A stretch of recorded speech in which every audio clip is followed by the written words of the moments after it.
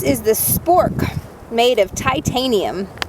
It is model LMF00166. It is made by Light My Fire and designed by J. Nordwall. 17 centimeters in length. And look at here. You think it's just a spoon, but on the other side it's a fork. So it's the Spork.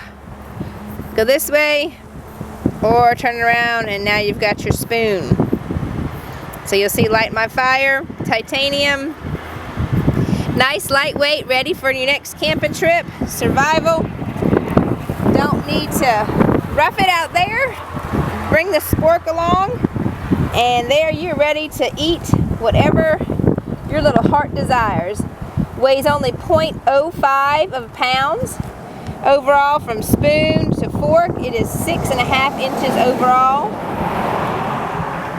This is can be put into the dishwasher for washing, or of course can just be washed in your hands, soap and water, or in the stream while you're out camping.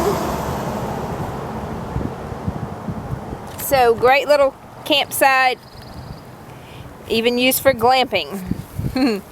Okay, this is the Light My Fire Spork, made of titanium, model LMF00166.